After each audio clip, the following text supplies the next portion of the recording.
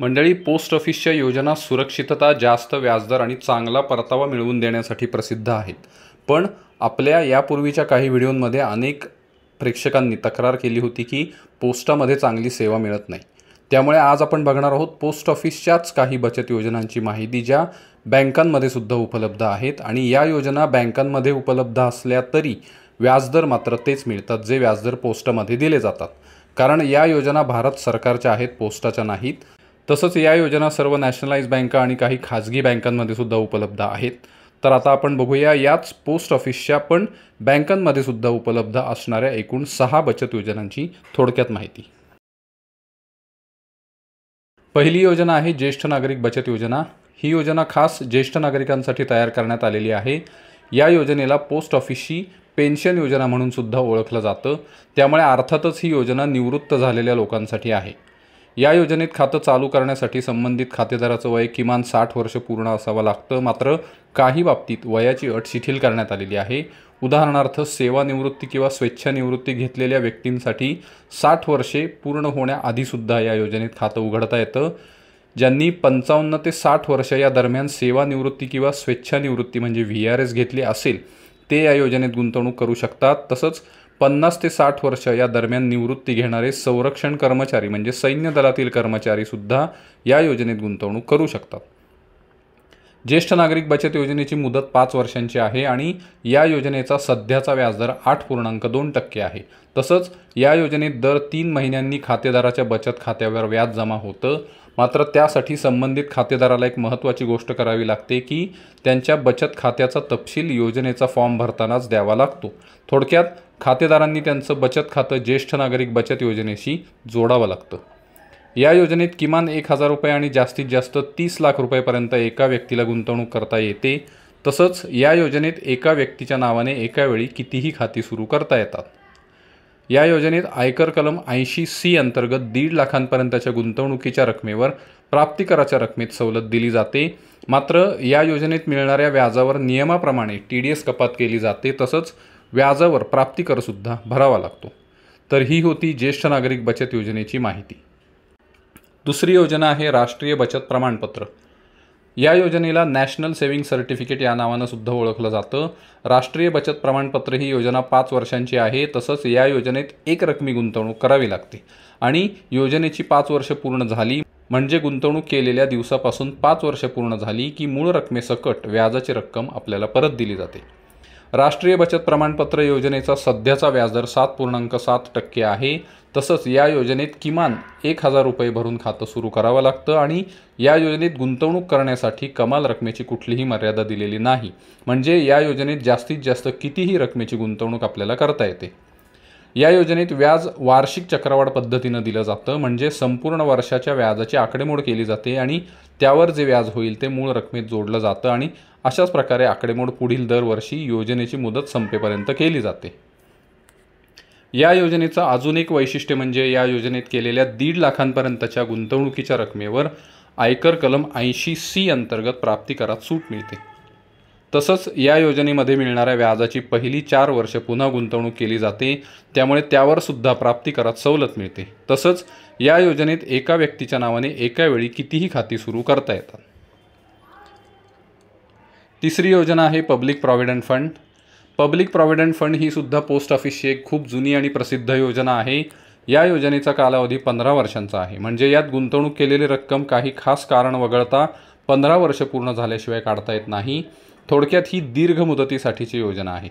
या योजनेचा प्रमुख फायदा म्हणजे तुम्ही एखादं दीर्घकालीन उद्दिष्ट ठरवून या योजनेत गुंतवणूक केली तर गुंतवणूक केल्यावर पुढील काही वर्षात तुमच्याकडे खूप मोठी रक्कम जमा होते. उदाहरणार्थ घर घेणे, मुलांचं उच्च शिक्षण अशा प्रकारची उद्दिष्ट तुम्ही पूर्ण करू शकता. यात आपण किमान वार्षिक 500 रुपये आणि जास्तीत जास्त 1.5 लाख रुपये भरू शकतो. या योजनेचा सध्याचा व्याजदर 7.1% आहे.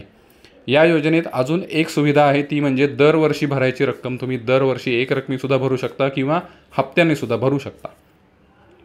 या योजनेचं प्रमुख वैशिष्ट्य म्हणजे या योजनेत गुंतवणूक केलेली रक्कम, त्यावर दरवर्षी मिळणारं व्याज आणि योजनेची मुदत संपल्यावर मिळणारा परतावा तीनही रकमा करमुक्त आहेत. मात्र या योजनेत एका व्यक्तीच्या नावाने एका वेळी एकच खातं सुरू करता येतं. चौथी योजना आहे किसान विकास पत्र. ही पोस्टाची एक चांगली बचत योजना असून पैसे दुप्पट करणारी योजना म्हणून प्रचलित आहे। याचा सध्याचा व्याजदर 7.5% आहे। या योजनेत ठेवीची ठराविक अशी मुदत नसते, तर या योजनेत गुंतवणूक केलेली रक्कम दाम दुप्पट झाली म्हणजे जेवढी गुंतवणुकीची रक्कम आहे तेवढीच व्याजाची रक्कम झाली की ठेवीची मुदत संपते। उदाहरणार्थ तुम्ही या योजनेत 5 लाखांची गुंतवणूक केली तर तुमचं व्याजसुद्धा 5 लाख रुपये होईपर्यंत योजनेची मुदत संपत नाही आणि जेव्हा तुमचं व्याज 5 लाख रुपये होतं तेव्हा योजनेची मुदत संपते आणि तुम्हाला तुमची मूळ रक्कम व्याजासकट परत मिळते। या योजनेत गुंतवलेले पैसे चालू व्याजदरानुसार म्हणजे 7.5% या व्याजदरानुसार 115 महिन्यात म्हणजे साधारणपणे 9 वर्ष 7 महिन्यात दुप्पट होतात। या योजनेत किमान ठेवीची रक्कम 1000 रुपये आहे, म्हणजे खातं सुरू करताना किमान 1000 रुपये भरून खातं सुरू करता येतं आणि जास्तीत जास्त कितीही रकमेची गुंतवणूक करता येते, म्हणजे योजनेत कमाल गुंतवणुकीची मर्यादा दिलेली नाही। तसंच या योजनेत एका व्यक्तीच्या नावाने एका वेळी कितीही खाती सुरू करता येतात। मात्र या योजनेत आयकर कलम 80C अंतर्गत गुंतवणुकीच्या रकमेवर प्राप्तिकरात सवलत मिळत नाही। तसंच या योजनेत मिळणाऱ्या व्याजावर नियोजित टॅक्स स्लॅबप्रमाणे प्राप्तिकर भरावा लागतो। 5वी योजना आहे सुकन्या समृद्धी योजना। भारत सरकारने बेटी बचाओ बेटी पढाओ या अभियानाअंतर्गत ही योजना खास मुलींच्या शिक्षणाच्या आणि लग्नाच्या खर्चाची तरतूद करण्यासाठी सादर केली होती। या योजनेचा कालावधी 21 वर्षांचा आहे आणि याचा सध्याचा व्याजदर 8.2% आहे। तसंच या योजनेत कुठल्याही मुलीच्या नावाने खातं फक्त तिच्या वयाची 10 वर्ष पूर्ण होण्याआधीच सुरू करावं लागतं। मुलीच्या वयाची 10 वर्ष पूर्ण झाली की या योजनेत खातं सुरू करता येत नाही। या योजनेचा प्रमुख फायदा म्हणजे तुम्ही तुमच्या मुलीसाठी एखादं दीर्घकालीन उद्दिष्ट ठरवून या योजनेत गुंतवणूक केली तर गुंतवणूक केल्यावर पुढील काही वर्षात तुमच्याकडे खूप मोठी रक्कम जमा होते। उदाहरणार्थ मुलीचं लग्न किंवा मुलीचं उच्च शिक्षण अशा प्रकारची उद्दिष्ट तुम्ही पूर्ण करू शकता। या योजनेत किमान वार्षिक गुंतवणूक 250 रुपये आणि जास्तीत जास्त वार्षिक गुंतवणूक 1.5 लाख रुपये करता येते, म्हणजे तुम्हाला या योजनेत दरवर्षी कमीत कमी 250 रुपये भरावेच लागतात आणि जास्तीत जास्त तुम्ही 1.5 लाख रुपयेपर्यंत एका वर्षात रक्कम भरू शकता। तसंच PPF प्रमाणे या योजनेत सुद्धा गुंतवणूक केलेली रक्कम, त्यावर दरवर्षी मिळणारं व्याज आणि योजनेची मुदत संपल्यावर मिळणारा परतावा तीनही रकमा करमुक्त आहेत। मात्र या योजनेत सुद्धा एका मुलीच्या नावाने एकच खातं सुरू करता येतं। 6वी योजना आहे महिला सन्मान बचत प्रमाणपत्र।